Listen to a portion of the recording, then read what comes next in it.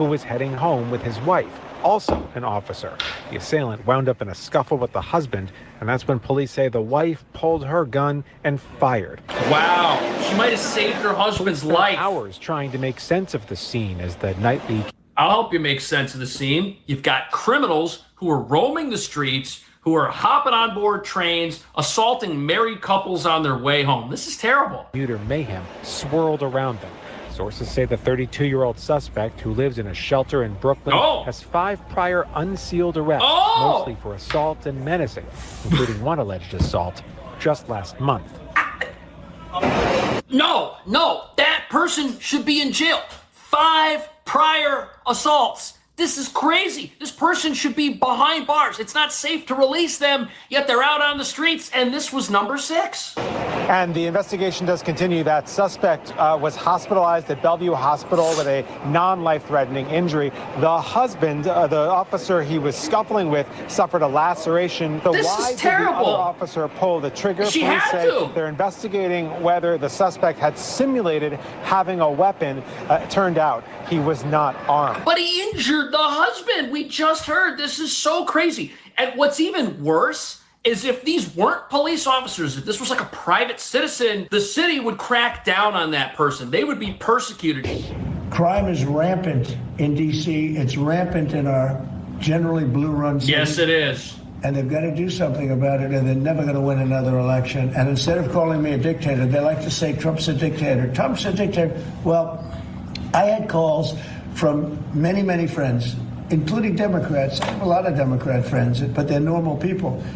And they were thanking me so much for what I'm doing in D.C. They feel so safe already. Well, that D.C. was overrun with crime earlier this month, and now a new survey is out involving mayors across the country. More than 60% say juvenile crime is a serious issue in big cities from coast to coast.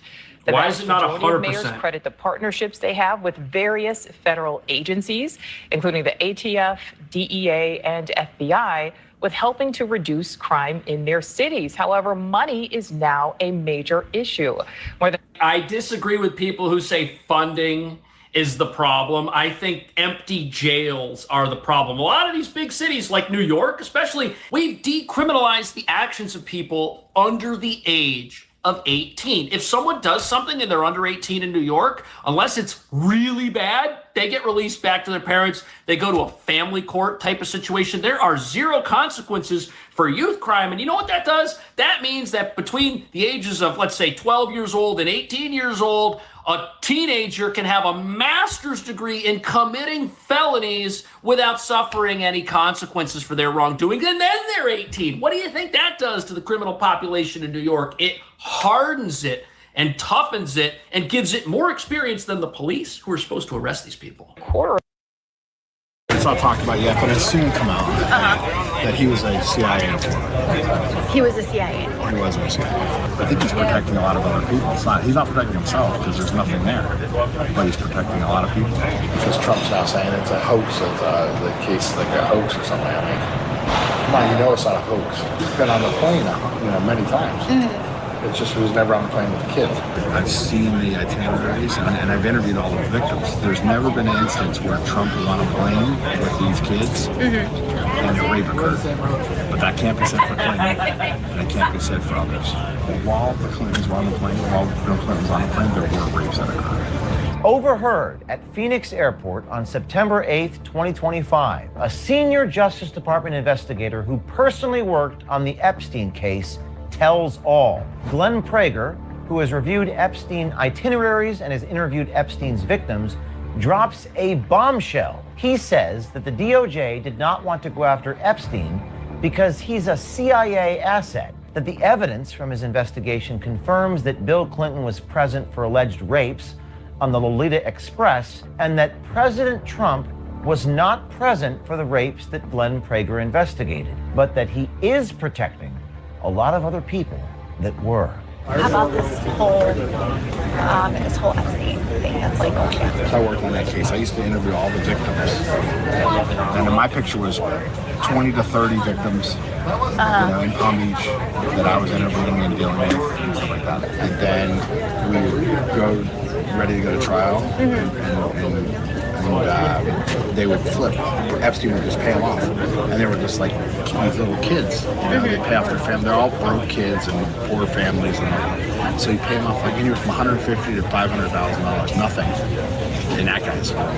Prager there describes how the victims that he interviewed were paid off by Epstein right before going to trial. Prager has worked as an investigator inside the Department of Justice for over 20 years. According to Prager's LinkedIn About page, it says that during the tenure at DOJ, Prager served as an inspector overseeing sensitive investigations involving major DOJ components, including the FBI, DEA, Bureau of Prisons, U.S. Marshal Service, ATF, and the U.S. Attorney's offices. This seems to corroborate what Prager told us. He was tasked with interviewing Epstein's rape victims and investigating flight logs. On his backpack in the airport, we spotted an embroidered FBI patch, which caught the attention of our citizen journalist. I'll tell you this, because no, it's not talked about yet, but it'll soon come out that he was a CIA informant. He was a CIA. He wasn't a CIA. Although many have suspected it to be the case, this is the first time a Department of Justice official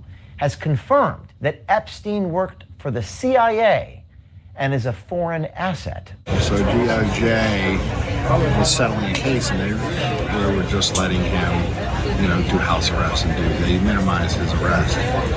Part of that is because all the victims kept on flipping, and they didn't have anyone to go to trial with. The more importantly part is they didn't want to go after him. He's a, he's an asset for the United States and Israel for the CIA. I just know that's what he was, and that's why he was protected so long for this. And people turned a blind eye about all this garbage that he was doing in the United States. He had a lot of secrets. More about Israeli stuff than anything else. I mean, he was doing stuff for Israel and the United States. He was working for both. Glenn Prager, the Department of Justice investigator on the Epstein case, then talks about whether President Trump was involved. Many are trying to tie Trump to Epstein, but what Glenn Prager says is that Trump wasn't present during the inappropriate sexual behavior that he was investigating. But Prager does say that Bill Clinton was, backed up by his experience interviewing the victims and reviewing the Epstein Lolita Express itineraries. Quote, they killed the Epstein list to protect the Clintons. But they claim that, that Trump's, involved in the rapes and all that stuff, and he wasn't. I mean, I've seen the agendas, I've seen the itineraries, and I've interviewed all the victims. There's never been an instance where Trump was on a plane with these kids and a rape occurred. But that can't be said for Clinton, and it can't be said for others. I remember that it was being killed because I know Clintons were on there. And The Clintons were on there. 100%. And while the Clintons were on the plane, while Bill Clinton was on the plane, there were rapes that occurred. And that's what I'm saying. Trump, although as many flights as there were and all that kind of stuff, and on the island and all that stuff, he was never there during a single alleged rape. But that Clinton for sure. And that's where the big cover-up was. The Department of Justice investigator inside the Trump Justice Department says that while Trump may not have been present during the crimes that Prager investigated, it is clear that Trump is, quote, protecting a lot of people. I don't know what's new that I have never seen that he's so hesitant to now show what's going on, and releasing all those files. I think he's protecting a lot of other people. He's not protecting himself because there's nothing there, but he's protecting a lot of people. The citizen journalist boarded American Airlines Flight 1634 and landed in D.C. Monday at 8 o'clock at night and proceeded to go to dinner with this man, this DOJ investigator, at a restaurant called Blue Duck Tavern. Glenn Prager dislikes the fact Trump said the Epstein scandal is a hoax, but he also says, according to the evidence from his investigation, that Trump is not covering up for himself. Because Trump's now saying it's a hoax, it's the case like a hoax or something. I mean, come on, it's not a hoax. He says a lot of stupid stuff. He's been on the plane, many times. It's just he was never on the plane with the kids.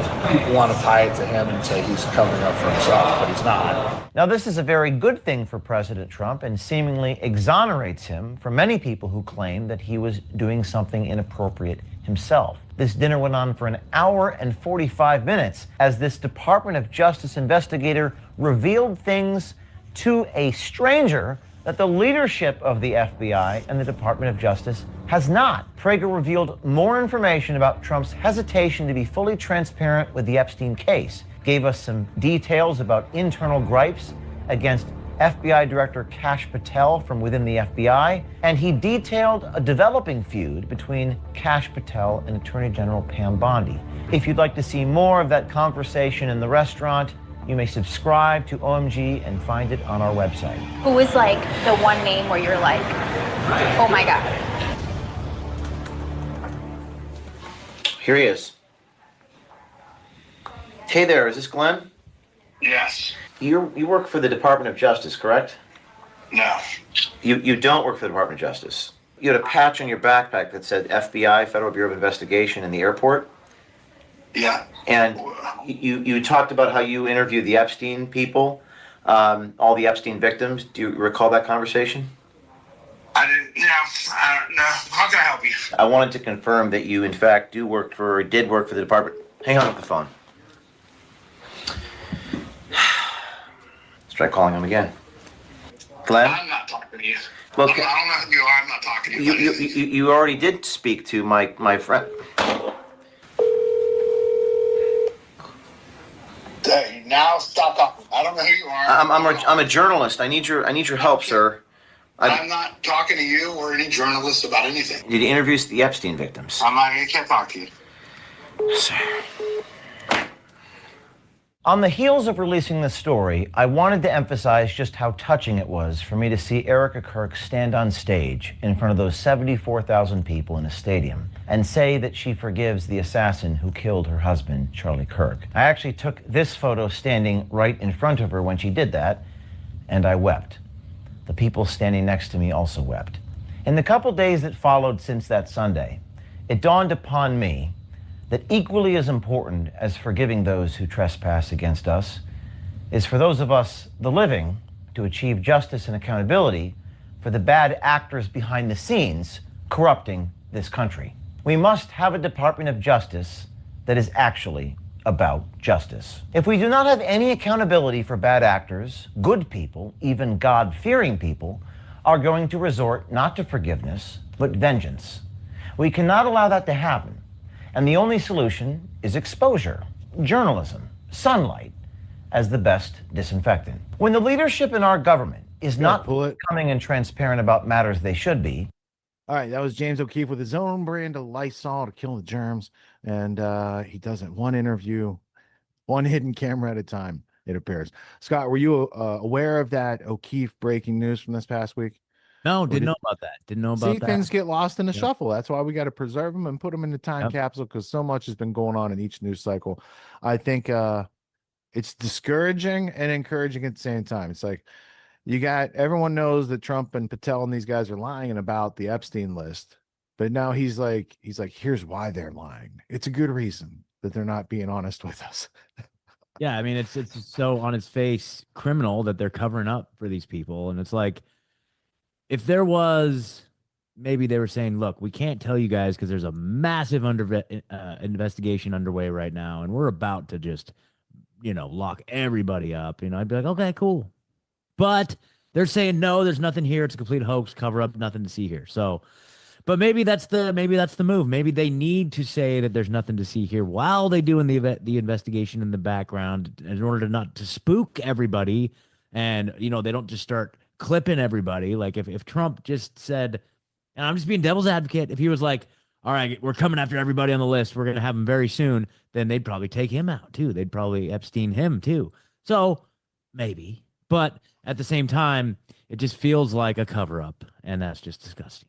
Well, it's cover up, or sometimes throughout history, it's like a symptom of blackmail. Sometimes, not all the time, but sometimes, where someone might be getting forced to say something, and because they're being denied free will, they bring in something like hyperbole to cast doubt on what they're saying, right? And now, if you got those two guys and they made their whole campaign to get to the FBI on, we're going to get these files and all this stuff, and then they're like, oh no, there's nothing to see here. It's like blink twice if you're being held hostage, bro.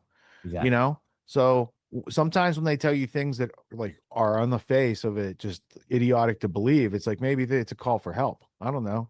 Yep. But we don't know until we think about it, and we can't think about it till we look at it, Exactly. And then, so he's kind of pulling the same thing like Candace is kind of doing with the whole Charlie Kirk thing, where she's like, oh, I got all this evidence, so tune in next time. And it's like, you're grifting.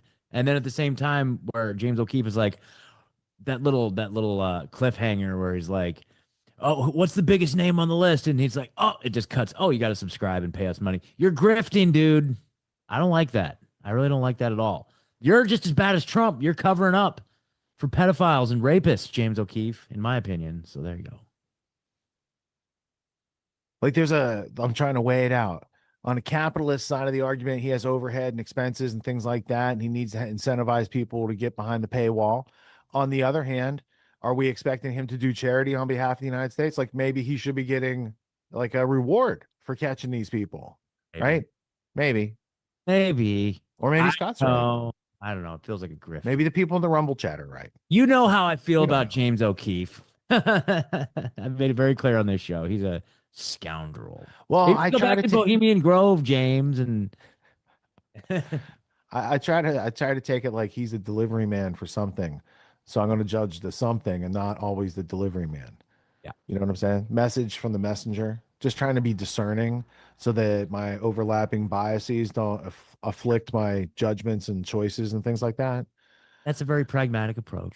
Yep. I think that's pragmatism. good. I might have to rethink it if it's William Jamesian. Okay, well, practical, logical. It's a very logical approach. We're all about logic. Right, I prefer like the Supertramp version. Let's just do the logical song. All right, in this next block coming up, we got the illogical Tim Dillon bringing you more news and more truth in his little satire here about you'll own nothing and be happy. This is recent because they had all those tech billionaires, 33 tech billionaires, just like 33 hours to catch that killer. They all got together. They didn't want to tell you too much about it. Tim Dillon has a little riff on it. And then we're going to Ben Affleck and Jennifer Garner, famous Hollywood power couple. They have a daughter. She found her way to the United Nations and she brought her own mask and a mask for everybody else.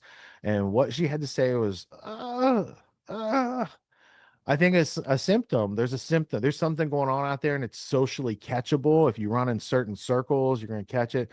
So anyway, it'll be JP React to Ben Affleck's daughter goes insane at the United Nations and makes the meme come true. And then liberals are chugging Tylenol for TikTok just because of Trump. It's the body language guy. He's just going to show you a couple clips and we'll get out because we have our special guest, Mark Passio, coming up soon. So let's get to it. Colby, go ahead and hit play.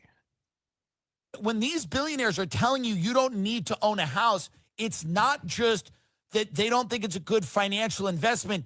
Their interests are not served by you having block parties and seeing other people. They'd rather you live in a cell where people bring you Thai food and you watch YouTube videos about people or reality shows about people that do have homes. That's what people do. People in Los Angeles go to their cell on top of a P.F. Chang's, eat those lettuce wraps, which are good, and then watch reality shows about people that can afford to have a home. That's pornography now. You come thinking about having a place to see your friends. But they don't want you to have any friends. They don't want communities. It's the hollowing out of the entire thing that serves their purposes. And the only thing left is the bread and circuses and the Kimmels and the this and the that. It's the only thing left. And you're radicalized easily one way or the other, and they're pulling strings because you have less and less of your own shit. You don't have a community. You live in some global world where, like, every single thing is the most important thing. And then you go online and go, you know my take, and I think or not. You're supposed to care about shit that's like in a 10-block radius of where you live. You're not supposed to be involved in the Middle East. You're not supposed to be funding a real estate project in a place you've never been, in Gaza. It's not natural. It's insane. You're just not supposed to do that. You're supposed to care about things. You're supposed to know who got murdered 2 blocks away. Why did that person get murdered? You're supposed to know that. You're supposed to be interested in the crime in your area. Why? Because you live there. But now that there doesn't exist. It's malls and cupcake ATMs. It's fucking, private equity companies that build, mega structures that look like storage lockers. And you just sit there and get mad all day on the internet, and you don't know your neighbors, and you don't care if they get murdered. In fact, you might want them to. You have no stake in the game. And all of this isn't new, and it's being expedited at a level I've never seen. It has never been more obvious that they are trying to get rid of human beings and human relationships and human communities at an incredibly fast clip. Human behavior puzzles them. Sam Altman doesn't know what humans do. Sam Altman's confused by human behavior. He doesn't get it. He finds it inefficient and messy. It perplexes him. Okay? This is, and allegedly, that guy that worked for him died in a real weird way. Okay? And Sam Altman, when Tucker pressed him about that, acted like I did when my doctor asked me if I went to McDonald's. So let's get real here. These people don't care, and they think human behavior is a problem. Cultural practices that they don't understand. They don't understand people going to church.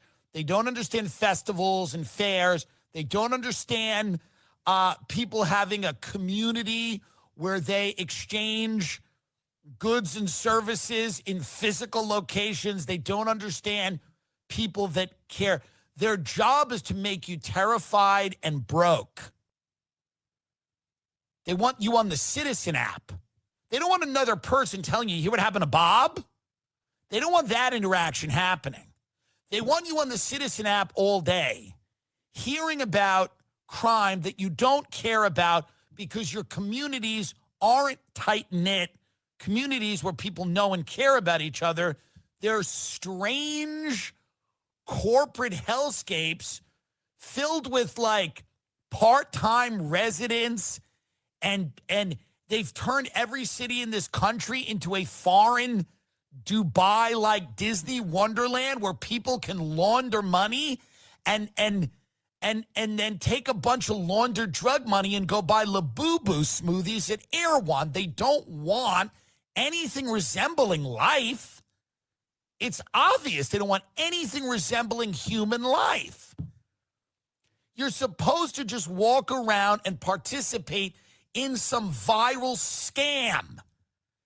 That's the only reason you exist to these people. The only reason you exist to Sam Altman is so that he can monitor you in some way and that you can take part wittingly or unwittingly in some viral scam that someone's cooked up, that you can buy some food item or little critter or cryptocurrency that someone is hawking.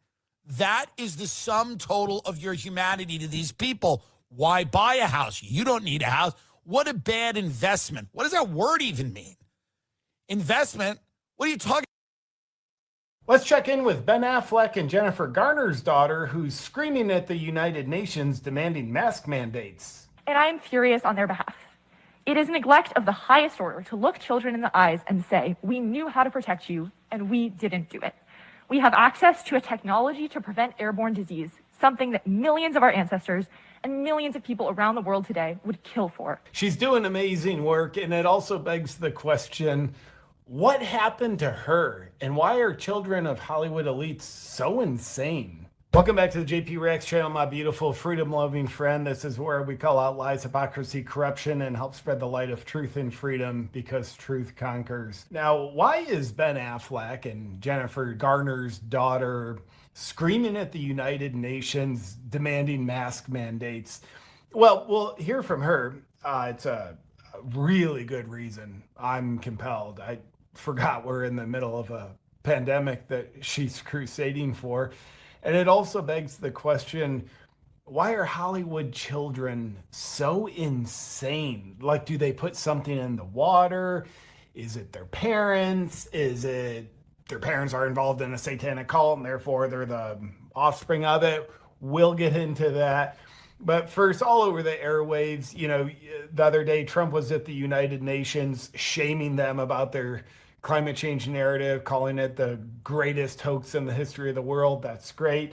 But luckily, Violet Affleck is here setting the record straight on why we should still mask children. Ben Affleck, Jennifer Garner's daughter, calls for mask mandates at UN due to ongoing pandemic. That's great. And she has the authority to be calling for mask mandates. That's great. And here you can see young Violet. Well, you really can't see her. She's hiding behind a mask. She's got overly dorky glasses on. You know, her parents are richer than heck, and she's wearing the most horrendous, cheap-looking glasses imaginable. That's great. And this is Violet kind of looking normal on the right. Looking very abnormal on the left. Normal on the right. One more time, very abnormal, kind of mentally ill looking on the left. Now, there's a common thread about the children of Hollywood elites that does not fit the normal demographic of children across the U.S.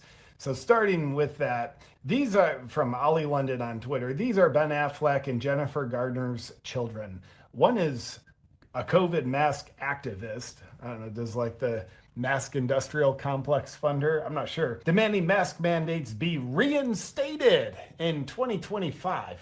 Boy, that's great. The other is trans and identifies as a boy. Their ex-stepsister, Jennifer Lopez's daughter, also identifies as non-binary. Now, Violet, the COVID mask crusader, kind of Greta Thunberg 2.0, just yelling at the UN kind of thing.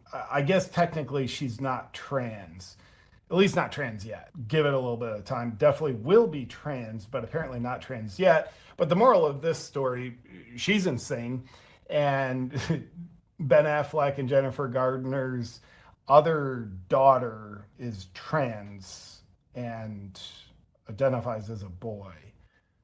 Wow, how are they 2 for 2? But they're not the only ones in Hollywood that are batting a real high percentage of trans kids. Now check this out.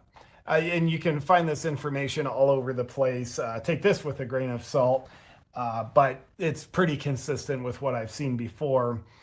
Daughter of Jennifer Garner, trans, also daughter of Ben Affleck.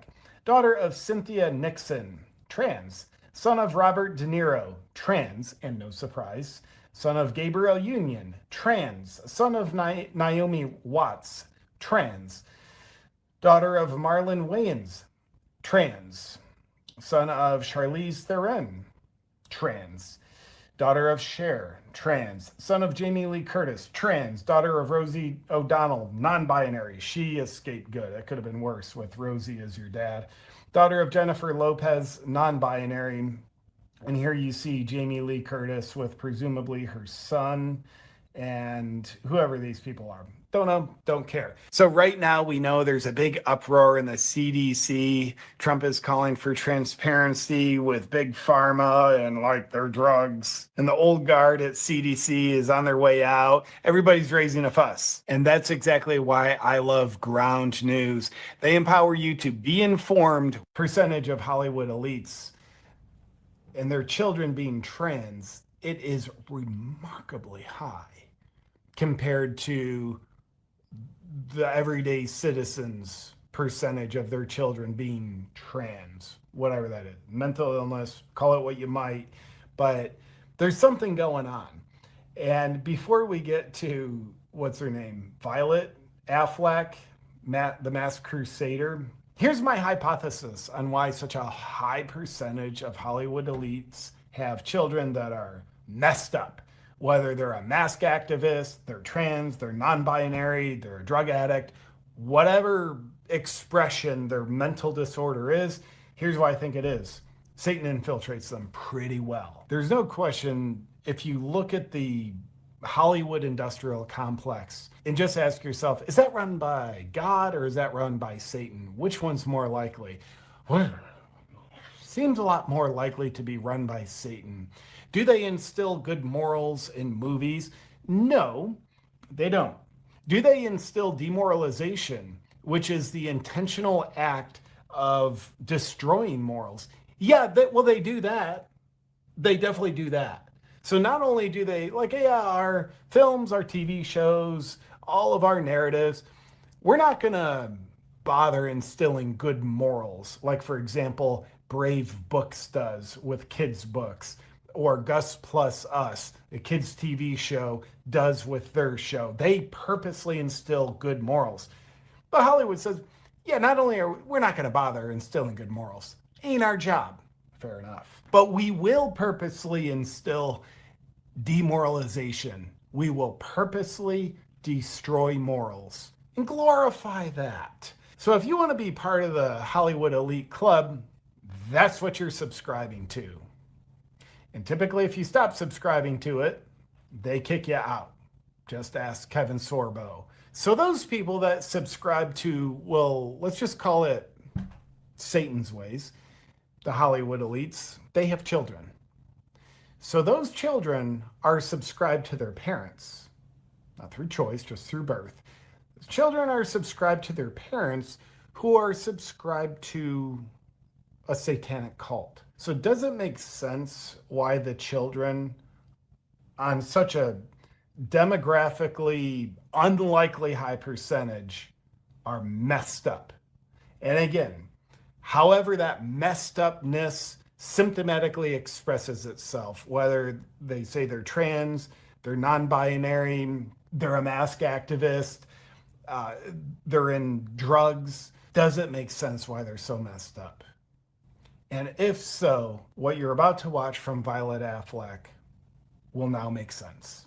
Now here she is at the United Nations giving a very compelling, authoritative argument. What authority does she stand on? Well, Satan's authority. Okay, let her talk. Now the sound quality of this is a little low, but she's also a low quality human being, so that adds up. Let's have a listen. For adults, the relentless beat of back to normal, ignoring, downplaying, and concealing both the prevalence of airborne transmission and the threat of long COVID, manifested in a series of choices. Young people lacked real choice in the matter and information about what was being chosen for us. Here's what we know about SARS-CoV-2. It is airborne, floating and lingering in the air. One infection can result in disabling damage to almost every cell in the body, from the brain and heart to the nerves and blood vessels. That's a big claim. One infection of COVID can disable every cell in the body. I almost think she just made that up. Every subsequent infection increases the risk of long COVID and places people who already have it in greater danger. And it places you in danger of having natural immunity. Here's what we don't know, is what it does to reinfect children over and over and over again with no end point in sight from the day they are born. We are about to find out. As Dr. Akiko Iwasaki says, at this point, the whole population is the control group. And after only 5 years, long COVID has surpassed asthma as the most common chronic illness in children. I also don't know that that's true. But she's right. After only 5 years, we're no longer masking. I never did. But for the rest of she's right. We stopped masking after only 5 years? That is irresponsible. How about 5 generations? Then we start talking about it, okay? 5 years. I am terrified for the children who do not or soon will not know a world without debilitating pain and exhaustion. By the way, she looks very terrified. That is the face. Mind you, you can't see her face because she's literally wearing a symbol that says, I'm afraid. This is a very fear-based thing.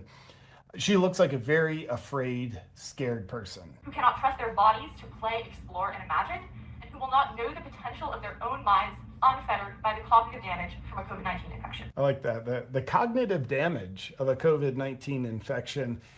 How about the cognitive damage of children who don't see faces? By the way, Violet, he, she, they, whatever it is, was 14 in 2020. So for the past 5 years, we have a social experiment in front of us of what happens to a 14-year-old when they don't see faces for 5 years. What are the results? Oh, that's the result? And I am furious on their behalf. It is neglect of the highest order to look children in the eyes and say, we knew how to protect you, and we didn't do it. We have access to a technology to prevent airborne disease, something that millions of our ancestors and millions of people around the world today would kill for. You know, I don't think our ancestors generations ago would kill for a mask. I literally, they wouldn't. They would eventually kill in the name of protecting their loved ones. They'd kill in the name of eating. I don't think they were out there like killing each other for masks. And we refuse to use it. And I shudder to think of where we will be in another 5 years of unmitigated infection and reinfection. It's yeah, in 5 years from now, it'll almost be like we're okay, and that'll be really bad. Can you imagine? But let me say on this topic. Good, pull that, Colby. Well, I imagine no one. We interrupt our ongoing studies in authoritarian sociopathy to bring you tonight's guest. You know him from What on Earth is Happening. He's a kick-ass long-form content creator, not only in the podcast world, but also those PowerPoint presentations for which he's so well known. I welcome back to Grand Theft World, Mark Passio. Mark, how you doing tonight? I'm doing pretty well, Richard. Thank you for having me on. Well, thank you for staying up late for us. Sure.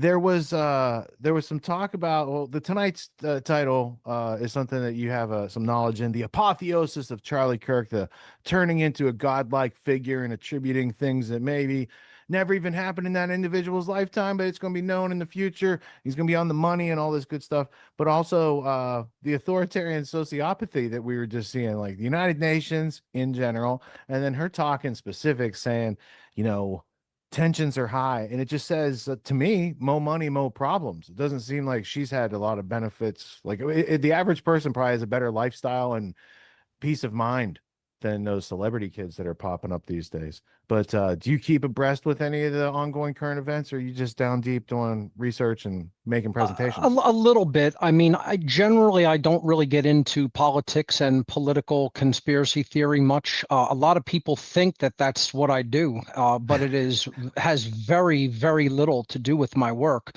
I really talk about occult psychology. I talk about the ability of what amounts to a cabal of ancient psychologists that have held deep psychological knowledge for countless generations, and what they are able to do to the human mind and to twist it into complete ridiculous areas of belief. So I don't spend my time analyzing endless vistas of politics and political theater.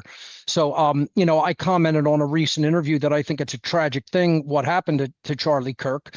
No one should be executed summarily for speaking his mind. I think this has dangerous precedents regarding freedom of speech, but I don't really come down on either side of the political aisle in the left-right paradigm, because I'm a radical anarchist and not from a left-wing perspective, as many people believe anarchy actually is. Simply meaning I believe in nonviolence and a voluntary society, which is the opposite of authoritarianism. And the concept of authority is the main problem still to this day. People believing in this ridiculous, nonsensical, violent religion, and regardless of what side of the political aisle they polarize to, they still believe in this insane religion called some people get to command other people and tell them what they can and cannot do, even if they're not harming anybody else. So that is a claim of ownership. And this is what my work is to do. My work is to explain to people you believe in nonsense. And that's not always the easiest thing to do, because as soon as you tell somebody you're a member of a cult, they want to turn on you. They want to attack the messenger. They don't want to actually examine their own belief systems, their own mindset, their own psychology. No, no, no. I want to just go 100 miles an hour in the opposite direction from examination of myself. And I want to go and attack somebody who's telling me it's probably a good idea to examine what you actually believe and who implanted that belief system inside of your mind. That's what my work is to do. I'm not a conspiracy theorist. I utterly, like, if anybody ever calls me that, I utterly resent the term. And it wouldn't really go well if someone called me that in person, because I lived an experience whereby I was actually in the presence of these social engineers. And they are psychopaths, they are lunatics, they are absolute vile people mentally, and they are just absolutely laughing at the dichotomy and the total polarization that they've created through dialectics in the human population. They're just pissing their pants laughing at everybody.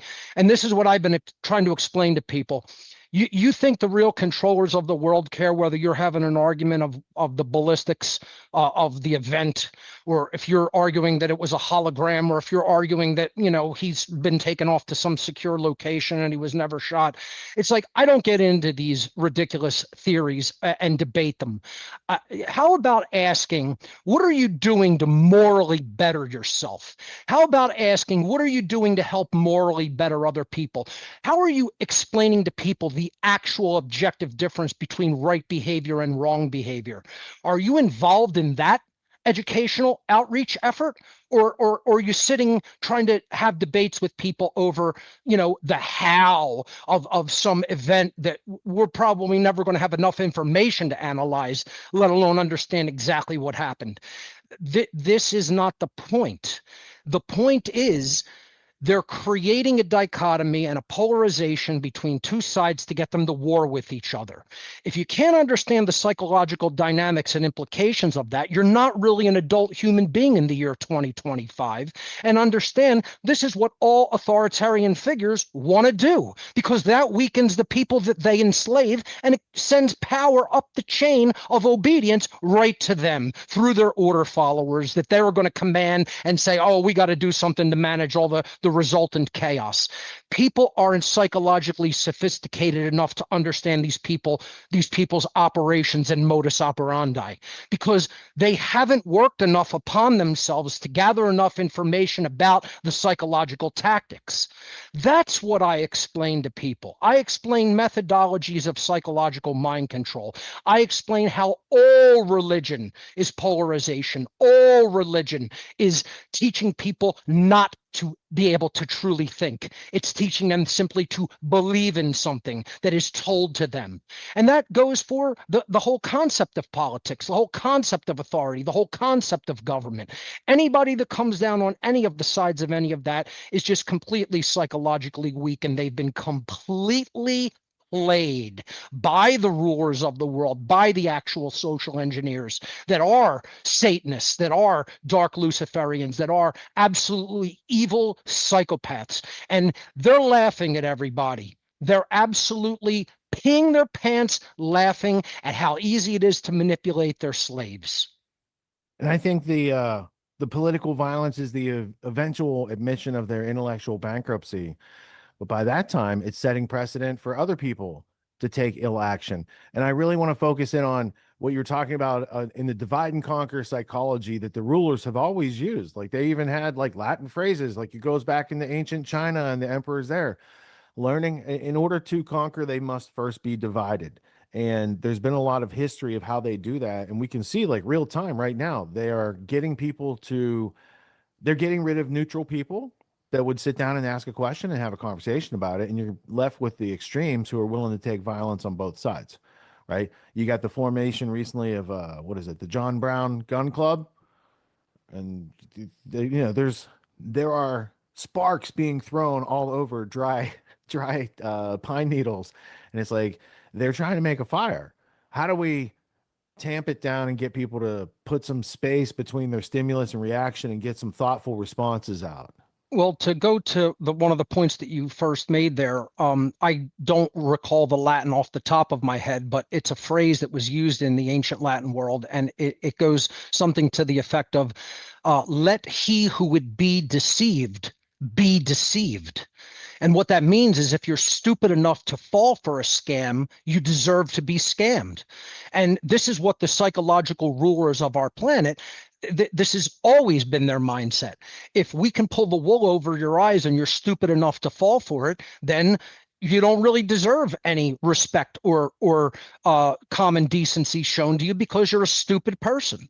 And that's essentially how they see us. They see us as dumb cattle to be completely scammed and gamed and ruled, just like a farmer would rule over a farm and all the animals on it.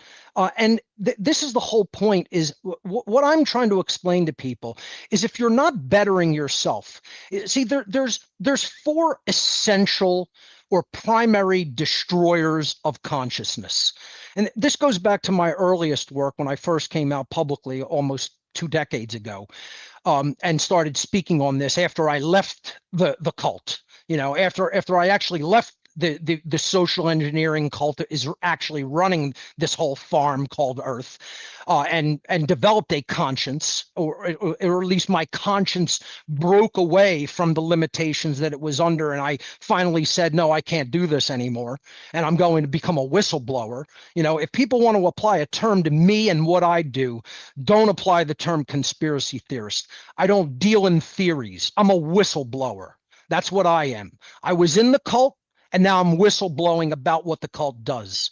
And they told me back then, 20-something odd years ago, you'll be banging your head against a concrete wall for the rest of your natural life until the day you die. And so far, that statement to me has not been proven untrue. That's basically what I've been doing with very little progress, with very little success, because I found it to be true what they were saying about people. People don't want to work on themselves. They don't want to see their own limitations. They don't want to see the ways that their consciousness is limited. They don't want to see their own inadequacies. They want to attack anybody that has defeated those limitations and inadequacies inside themselves, that because they're jealous of that state. They look at themselves and they hate themselves. They're self-loathing people because they've allowed the destroyers of consciousness to overtake them. And the four primary destroyers of consciousness, as is taught in just about every ancient occult tradition and any mystery tradition on this planet, the four things that absolutely degrade and destroy us internally are ignorance, apathy, cowardice, and laziness. Those are the four primary annihilators of human consciousness. And this is what the human population does not want to turn inwardly and work on to defeat. They want to stay ignorant because it's very easy to conjecture about a million theories and postulate all kinds of nonsense and garbage. It's easy to do that. That doesn't take any actual knowledge. That's like just dream something up and float it out there and see what sticks to the wall. That's what theorizing is, especially when it comes to political theater and political drama. To actually try to work on yourself and gain true self-knowledge, that's hard work. To defeat apathy within oneself, such that you're not a black-pilled, complete, I've given up and just let evil take the world because there's nothing we can do about it. That takes work to work on true care, to actually care about human rights and human freedom, and to care about suffering that is going on in the world due to actual injustice and actual authoritarian slavery, which we are under. That takes hard work to work on your heart-based intelligence, to defeat cowardice and inaction and laziness inside of you, such that you learn how to communicate, you learn how to publish, you learn how to put knowledge out into the world, you learn technology, you learn how to act in an effective capacity. You learn how to actually truly morally educate your fellow man and woman. That takes hard work and determination and a never say die attitude. That takes willpower. That takes getting up off of someone's lazy ass and actually doing right action in the world. That takes defeating the cowardice of not wanting to speak out and putting a target on yourself. That takes getting out of laziness and inaction and just wanting creature comfort and pleasure for yourself. That's all extremely difficult work to do internally. That's what wins the war for freedom, not endless speculation and conspiracy theorizing. It's inward work to build a better human being, first in the self, and then to assist others to engage in that same process. How many people are really engaged in that? It's such a tiny few. It's absolutely laughable, is my answer to that question. And that's why we're not making any headway and we're not making any progress. That's why we're losing the war for freedom, because people aren't engaging in moral education.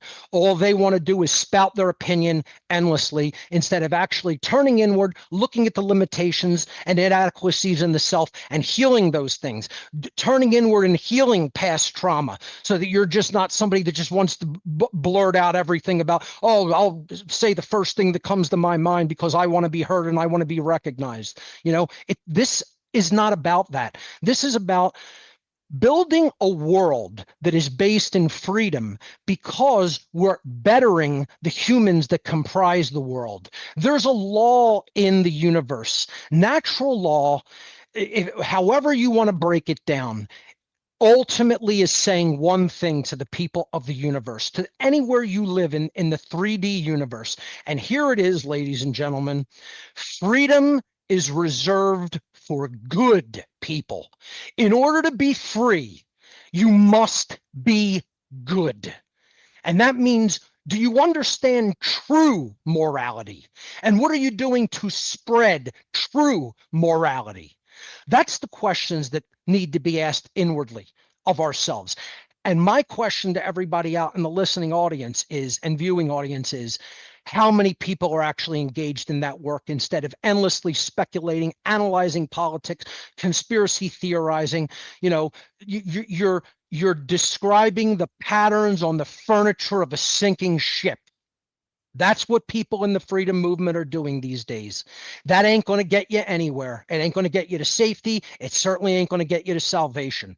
And it just seems like no matter where I look in just about any media, people are not talking about these dynamics. They want to endlessly analyze political theater. That's not getting us anywhere. That's the analysis of patterns on furniture on a sinking ship. You got to turn inward. You got to do inner work. You got to build a better human being inwardly first, and you got to help other people become more moral and build a better being of themselves. If we're not engaged in that work, don't expect freedom. Freedom doesn't arrive or come to a people who don't do that type of work. And humanity right now is not that kind of species. We are not doing that as a whole in the aggregate, and that's why we don't have freedom, and that's why we're not going to get freedom in the long run. And that's not black-pilled. I am not a black-pilled individual. I definitively know that true freedom is possible. But it carries requirements. Just like you want to build or you want to bake the best cake imaginable. A cake my grandfather used to make that was unbelievable that he did was a pineapple upside down cake. You want to bake one of the best pineapple upside down cakes. You know what? It has requirements. There are stepwise procedures. There are ingredients. You get high quality ingredients, you follow the stepwise procedures. Now you've met the requirements. You bake it properly, you take it out at the right time, it's going to come out wonderful and taste great. There's requirements for that. Well, guess what? There's requirements for achieving a state of human freedom as well. And if you don't know what the requirements are, and if you don't meet the requirements, it doesn't just magically manifest because you want it to. That's just the the raw realist perspective. I'm not a negativist. I'm not a positivist. I'm not somebody who sees the world through rose-colored glasses, and I'm not a black-pilled pessimist either. I'm a realist, and I look at the actual dynamics and the actual requirements to meet a stated objective. And if we're not meeting those requirements, it doesn't just magically manifest.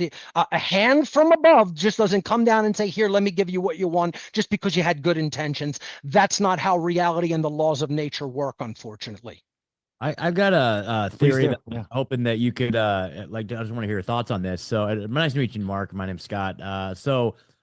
Anyway, so I have this theory that like a government will move in and capitalize. It like fills the vacuum of a low morality community. So, and what I mean by that is like, for example, when you have a high trust, high morality community, like some like rural places around here, you know, it's like everybody knows each other, everybody watches out for each other. Generally, they have shared principles and values, and they have like one sheriff that sits at the coffee shop, some like old timer, and he's like, "Hey, Fred, how you doing?" You know, that's the government. They have a stoplight in the town, and that's the amount of government they have. They have a stoplight and like some old sheriff in the town. But then when you have a community where there's no common culture, no singular shared morality, and it's just bereft of any morality, and it's just high crime everywhere, the government is in your face everywhere. So to me, that tells me that kind of what you're saying, it starts with the individual building the skills and becoming anti-fragile and just eliminating cowardice, ignorance in your own life, and then spreading outward to build a high trust communities and then scaling that. And I'm curious if that's kind of along the lines of what you were talking about. I would 100% concur and agree that that is ultimately what we need to do. It starts from the ground up. It's not something that we need to look to leaders to do. It's something that individuals have to perform upon themselves. And you know where that really ultimately starts? It starts with good parenting. It starts with good, conscious parenting. It starts with people who are going to bring children into the world, looking into what is the actual difference between right and wrong behavior. Be an example of that for yourself, in yourself, and then pass that along to your children and instill those actual moral values in your progeny. And this is the problem. Our culture is not doing that. Worldwide, culture is not doing that because we are trying to leave it up to the institutions to raise our children, to the educational system, to the media, to the government. And all of those things are not designed to morally raise individuals. This is the ultimate solution. The ultimate solution is true moral education. And if you're going to do that, then you have to make it a primary goal to truly understand the difference between real right and wrong, not religious morality. See, this is the one of the first things I have to delineate and I have to explain, because when people hear me even say the word morality, they're so mind controlled and conditioned into immediately associating that with religion that I have to explain to them absolutely incorrect. I am not talking about any religion, because I know that the religious traditions, no matter what they are, doesn't matter what organized religion, are actually created and designed to steer people away from true objective morality.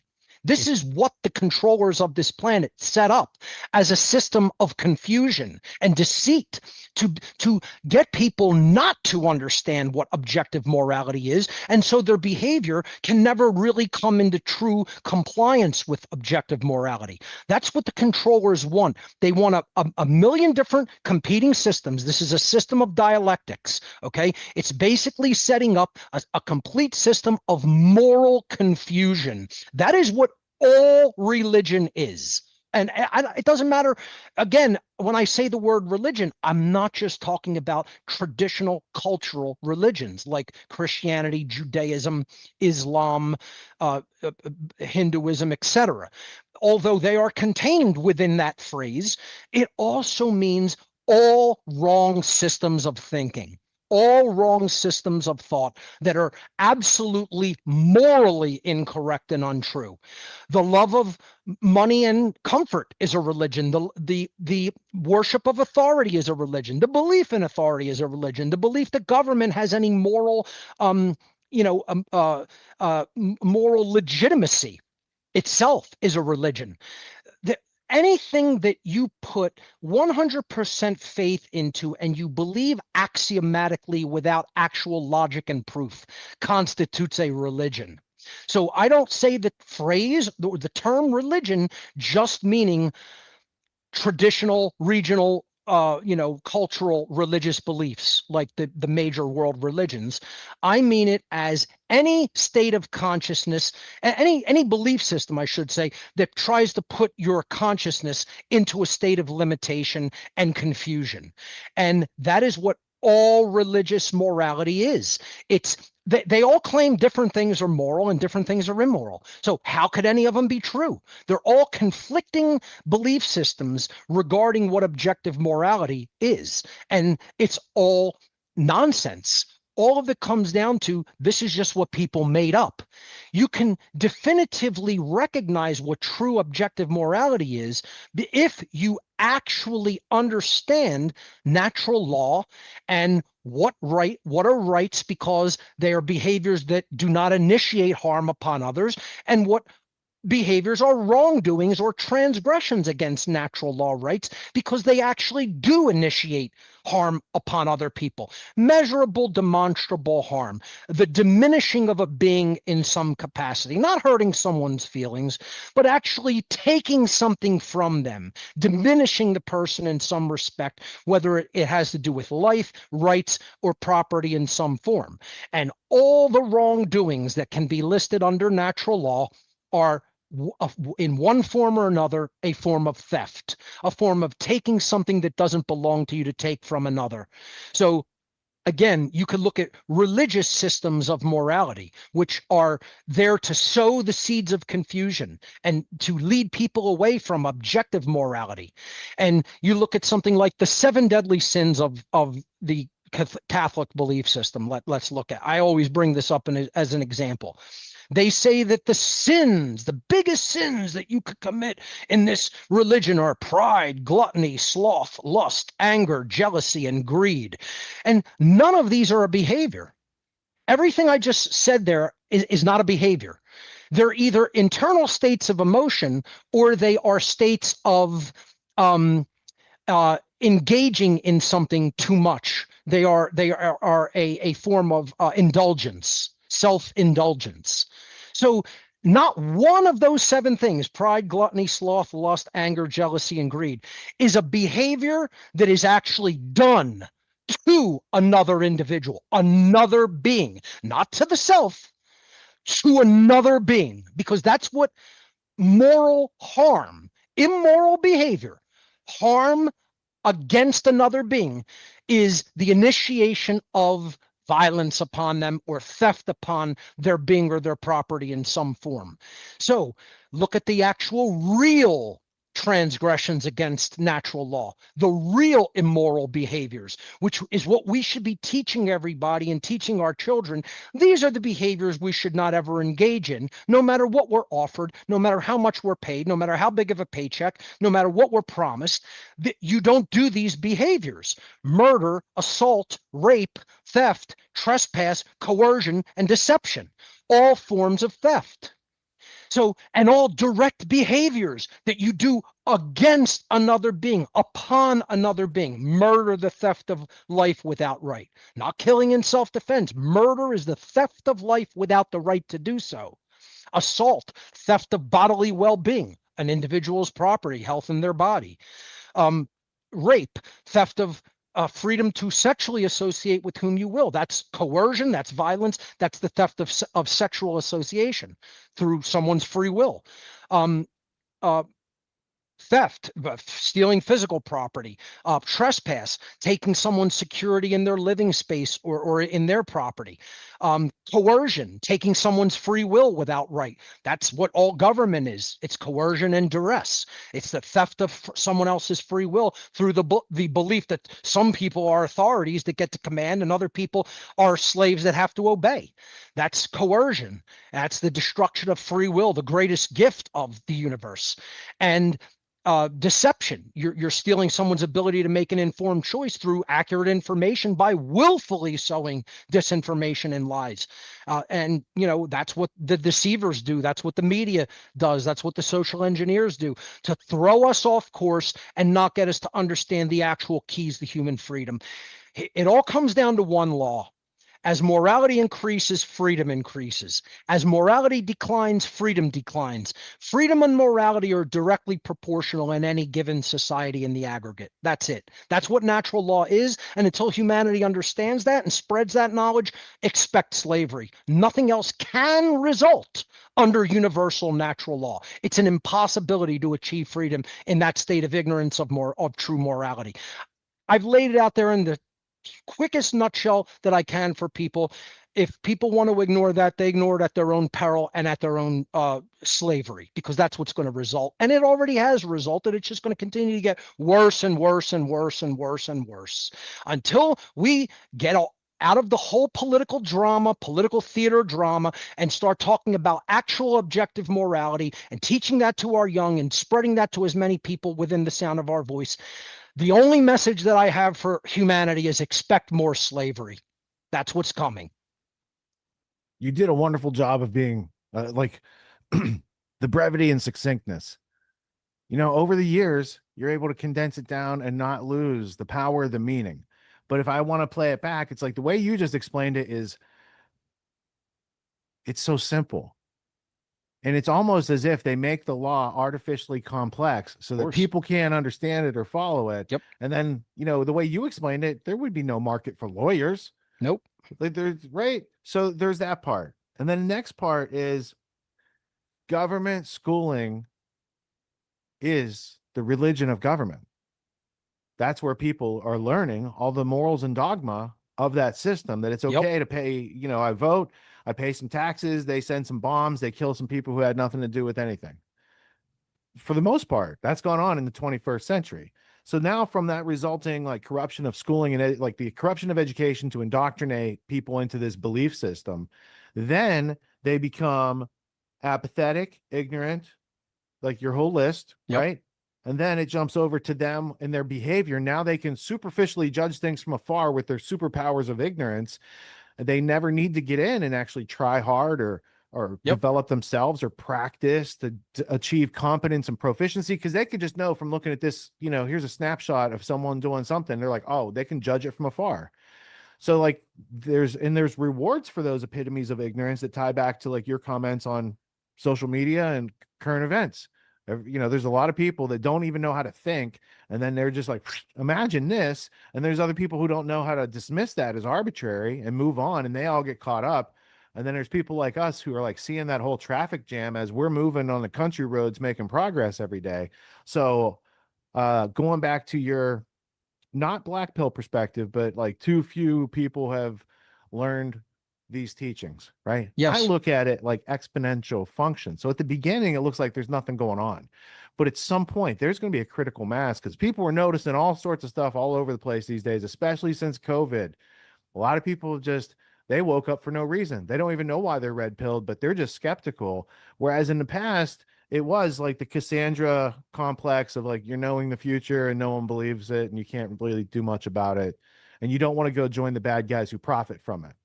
It's then you get that Ben Affleck meme look where you're like, right?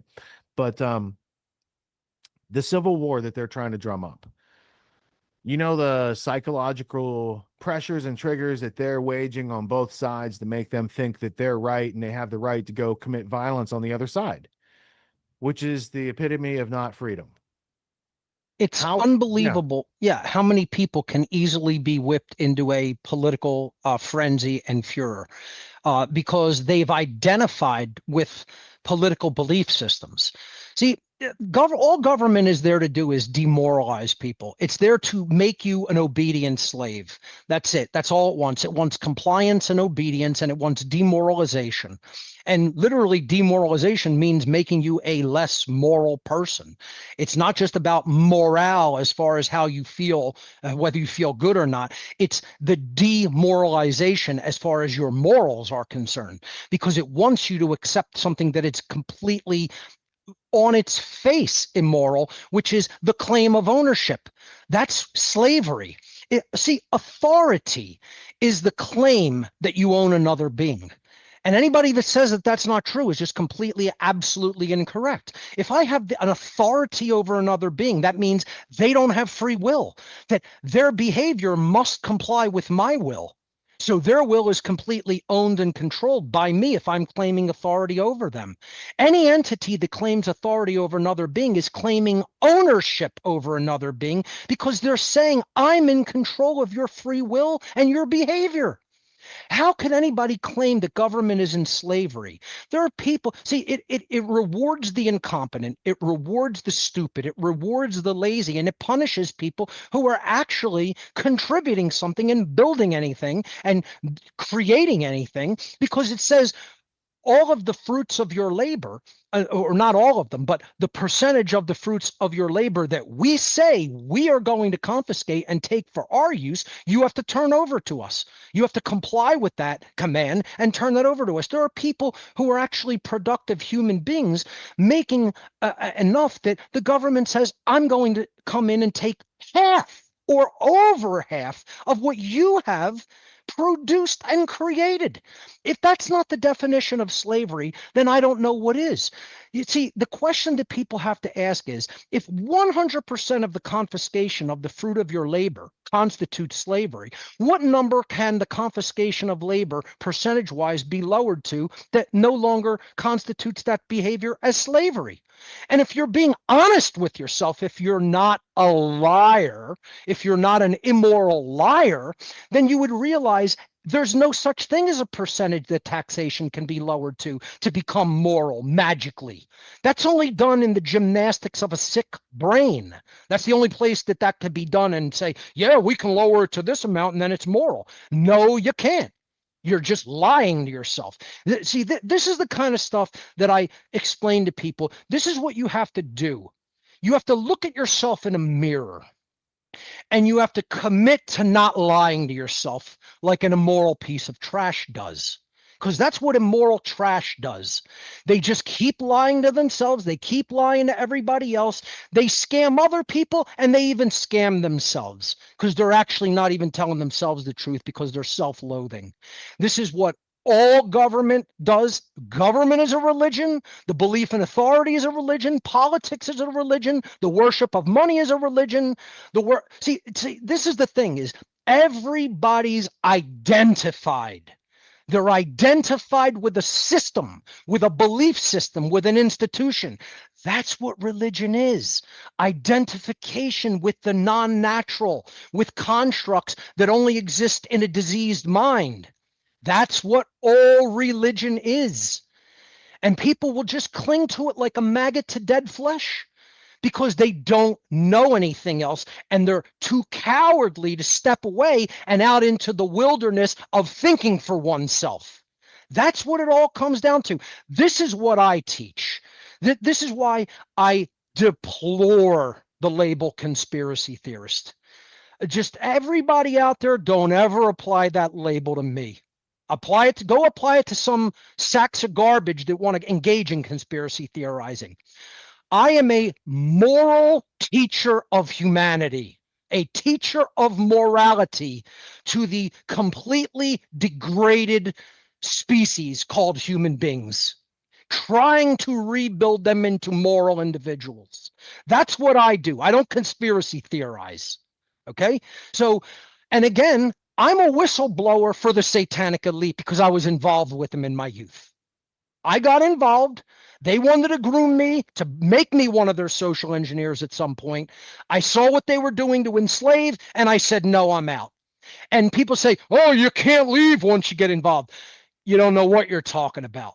You've never been in that position, and I have. And I'm telling you, it doesn't just work like a mafia, even though it is a form of a mafia. But unless you know where the bodies are buried, they'll let you walk right out the door and say, don't let it hit you on the ass on the way out, boy. And if you haven't been in that position, then don't tell me what my life experience was. This is my problem with people. You know, I'm telling people what real Satanism is because I was a priest within that religion in my youth. And I'm explaining to them what the actual tenets and ideologies of Satanism actually are, because I was clergy in this religion in my past and came out of it because I had a profound spiritual and moral awakening. And yes, that is possible. And no, you shouldn't just distrust somebody. You should actually listen to what they're saying. You shouldn't just blindly trust them, but you shouldn't just immediately say that disqualifies you from ever being able to speak truth. This is an imbecile mind who thinks like that. It's a child who thinks unidimensionally. You know, it's somebody who's not even playing checkers, let alone playing chess and understanding strategies that are involved in the global chessboard. These are little children who think in religious terms. Oh, this good, this bad. You were once this. You can never change. And you know what it shows? It shows how much they have. It shows how much self-loathing they have deep in their own black hearts, because they know they're not capable of changing because they're cowards and they're weaklings and they're ignorant and they haven't studied and they haven't taken enough information into themselves and they don't know what real morality is.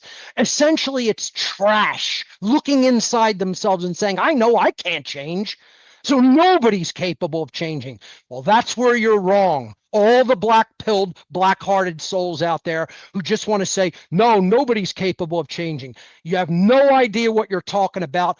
Keep it to yourself, because that's who you're applying that belief system to. People, bad people, who I was once a bad person, are capable, with hard work and determination and iron willpower, are capable of transcending evil and becoming a good person. And that's what I did through unimaginably hard work and hard-won knowledge. Not belief systems, not religion, knowledge. Knowledge about what was going on inside myself and my psychology, and knowledge of what the global controllers are actually doing to people, because I was actually involved with them in a first-hand, real-life capacity. So when people tell me that's ridiculous, that's nonsense, Al, you're explaining Satanism doesn't jibe with what my pastor told me. You have no idea what you're talking about. You have no firsthand experience. And don't tell me the experience that I lived in my life. That's where we're going to butt heads big time. And this is what I make no bones about it. You know, I'm telling you, I came from the other team. I have the playbook of the other team, and I'm practically throwing it in people's lap, and they want to smack it right out of your hand. They're not interested because they hate themselves. That's what it ultimately comes down to. They haven't dealt with past trauma. They haven't done any true spiritual work upon themselves, and they think suddenly you're going to manifest external change. You're going to sit in a slave chamber and rot, is what you're going to do, because you haven't done any of the internal work that needs to be done.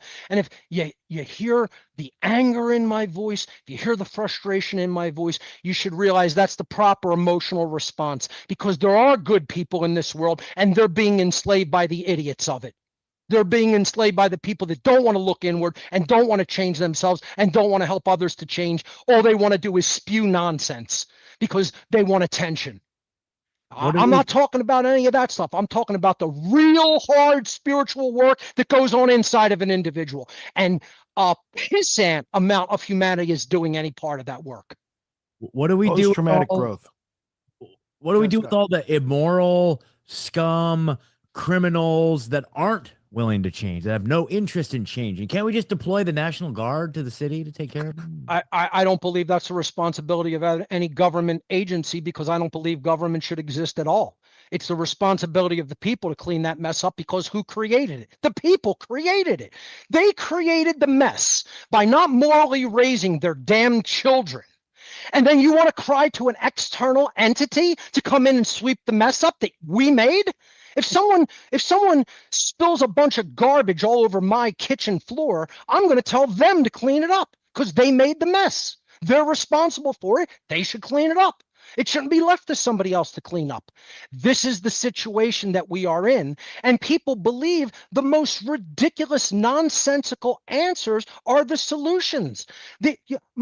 Religion's never going to teach you morality. It wasn't designed to do that. Government's never going to create freedom. It wasn't designed to do that. You got to understand what the ostensible purposes of institutions are and what the true purposes of institutions are. And you're not going to learn that from the media. You're not going to learn that from school books. You're going to have to go into very deep workings of psychology and occultism to find that work, of hidden knowledge, knowledge that isn't meant for the average everyday Joe.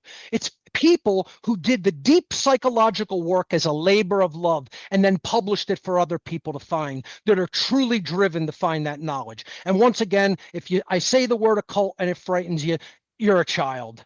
You know, it's like all occult means is hidden knowledge. That's it. And why would it be hidden? Because people at high levels of power don't want people who are slaves to learn the knowledge that they know, because they want to keep leveraging that knowledge as a power differential.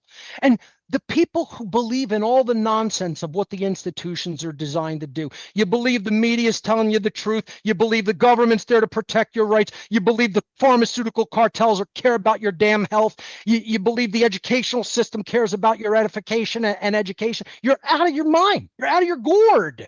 You are gone. You're a gone goose if that's what people think and believe. It's a naive 2-year-old with pooped diapers waddling around. That's literally what it is. And that's most of humanity. Let's face it. That's what most of this species is. They're naive children who hate themselves, who want to believe any of the nonsense that all the institutions have told them. And what I'm trying to do is explain to people what the real purposes of these institutions are.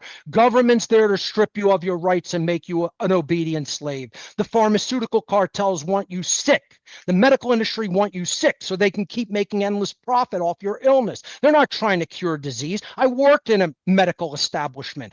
I worked in the University of Pennsylvania's School of Medicine Research Division in biomedical research. I literally heard department heads, because I was ahead of technology, ahead of certain groups of technology. I was the lead technical specialist who did desktop support for hematology, oncology, cardiology, rheumatology, et cetera, in their research laboratories.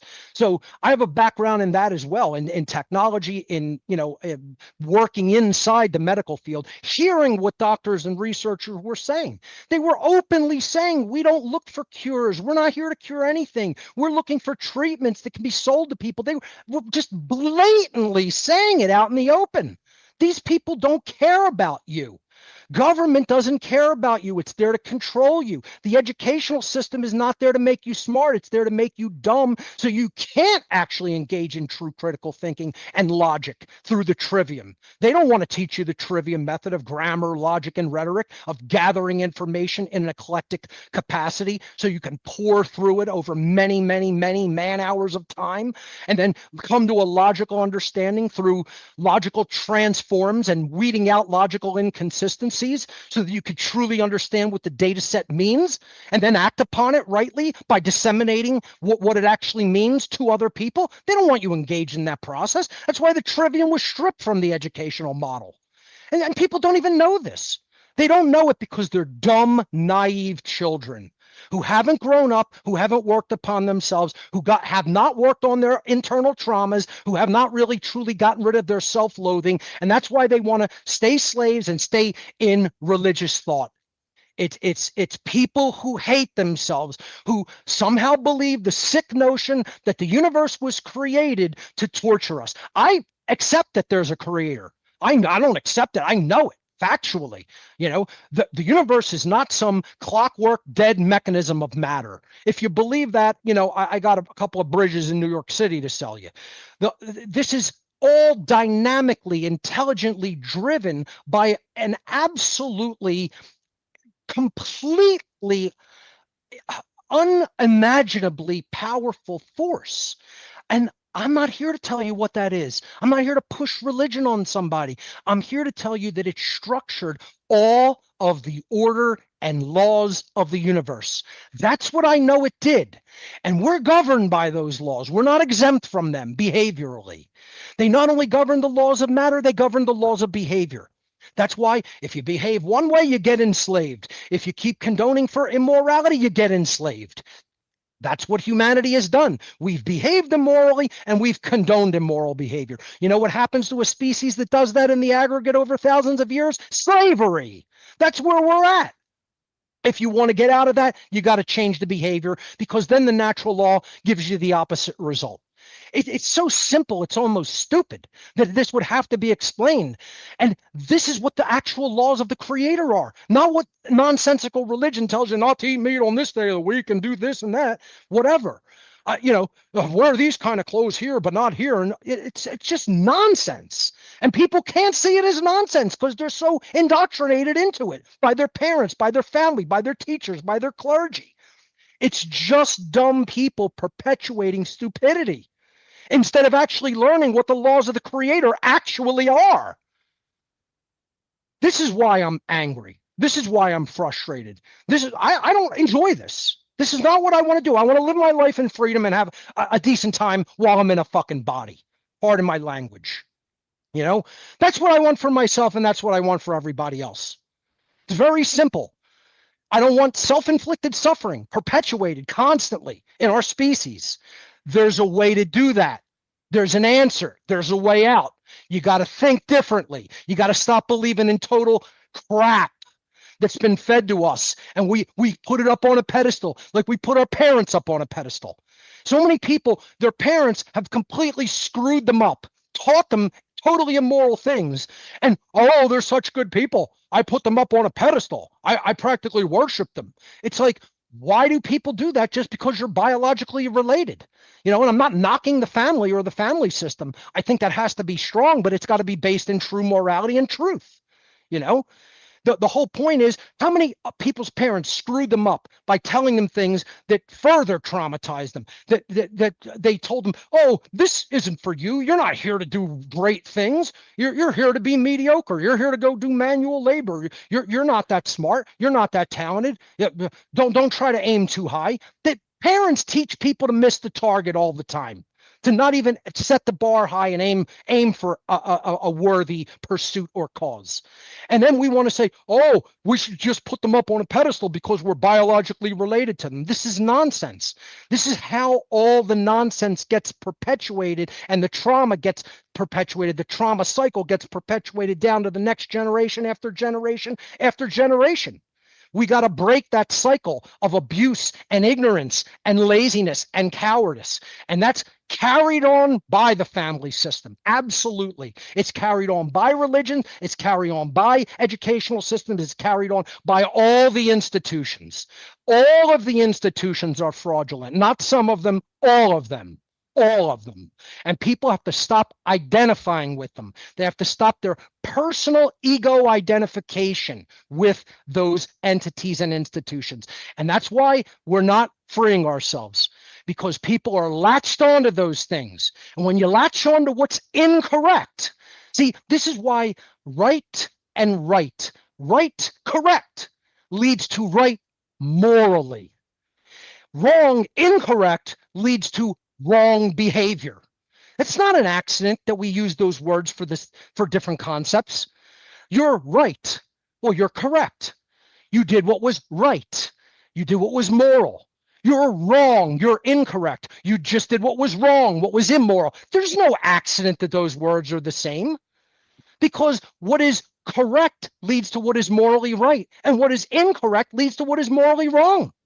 This is why being correct is so important. This is why learning how to think is so important. You can't just arbitrarily choose things based on your feelings and your emotions.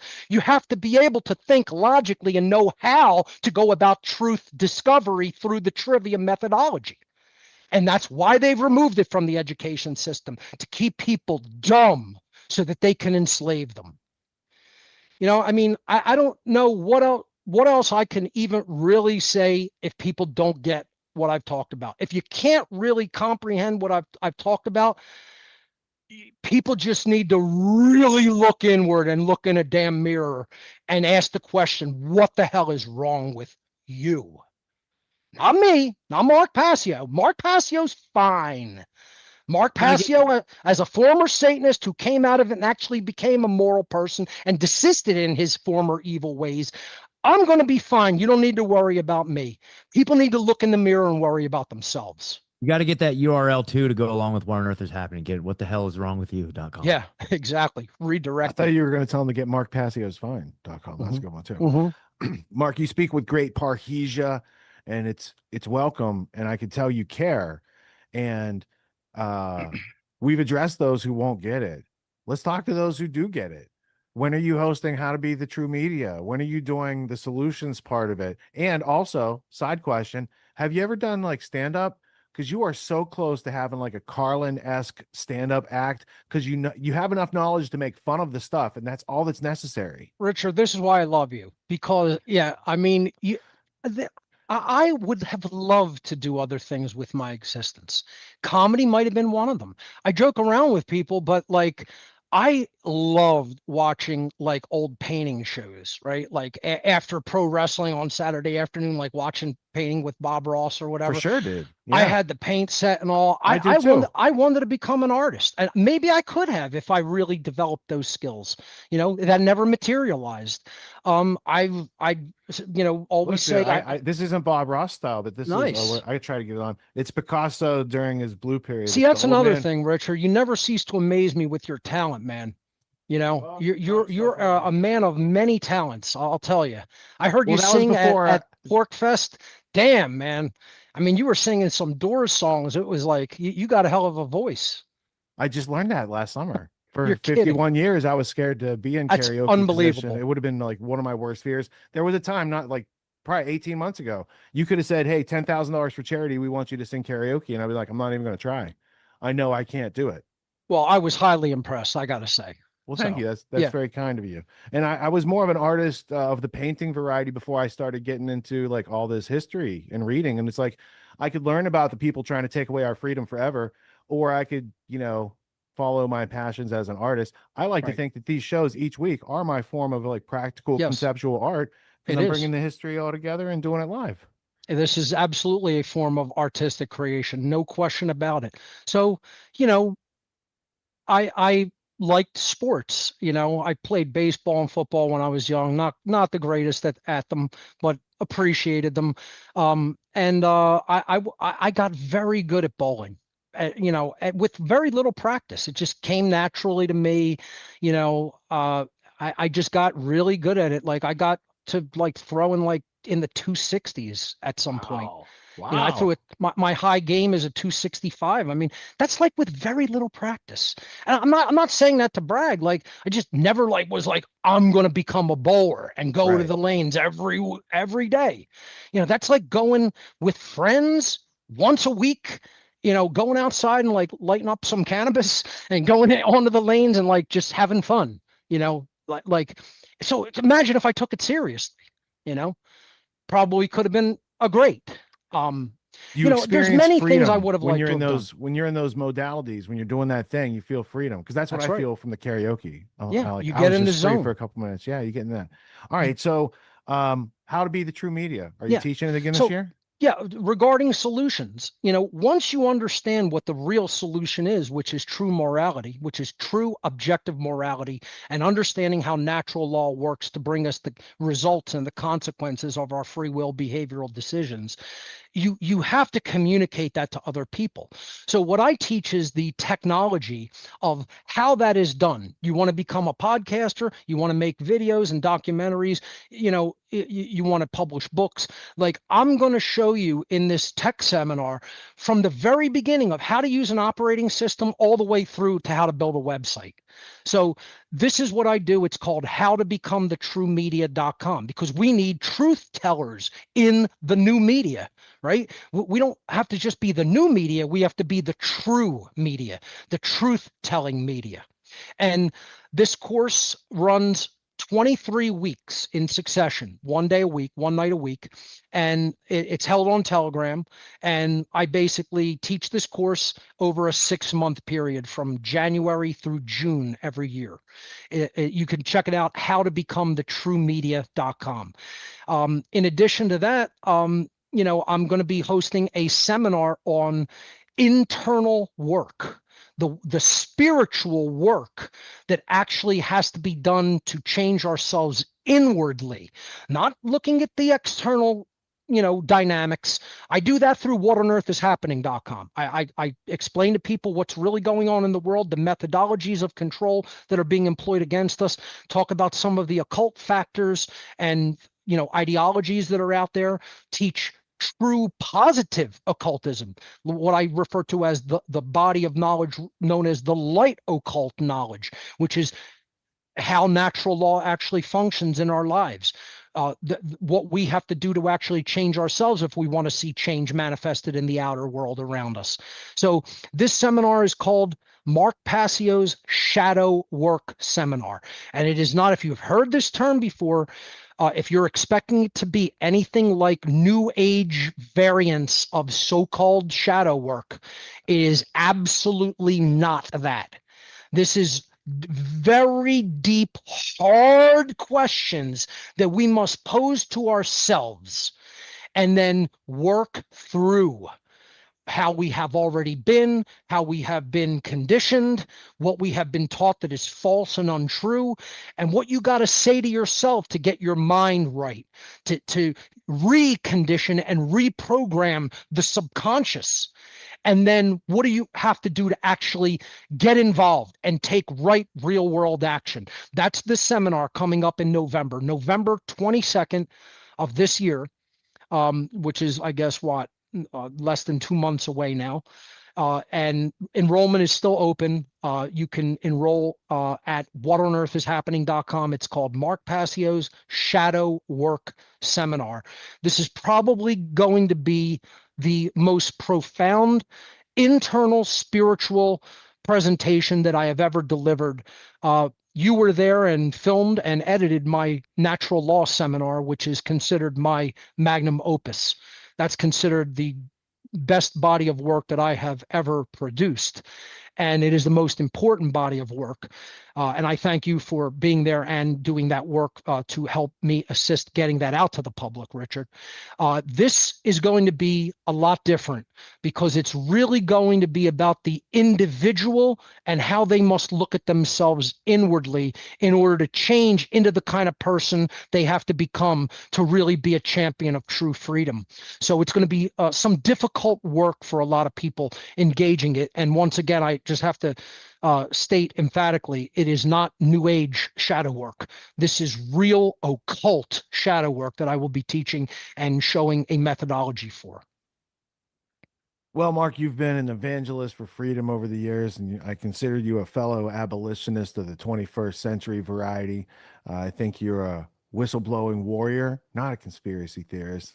And I appreciate you making so much time in your schedule tonight to share your wisdom, to elucidate these ideas for the audience.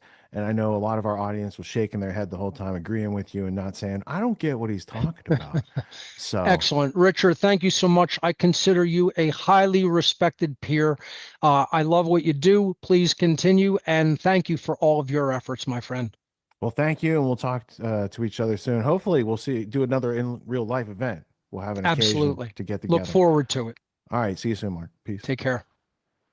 All right. Now, Scott, did I leave you not able to ask your questions? Oh, no. Yeah. Thank you for letting me jump in there.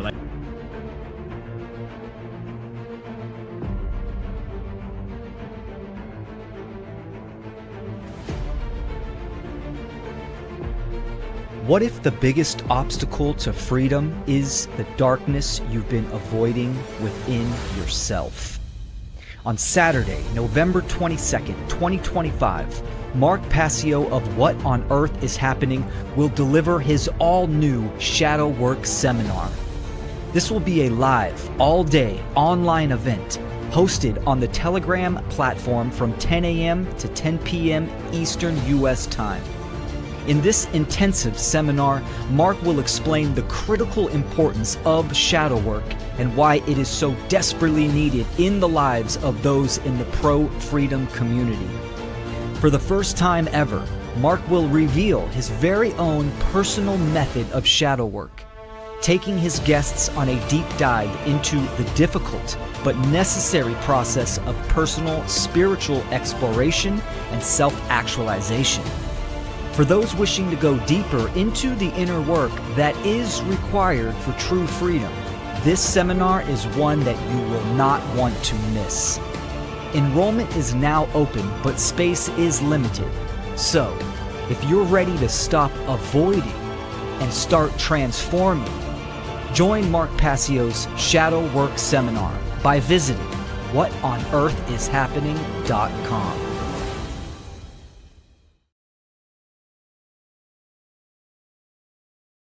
Calling all potential content creators.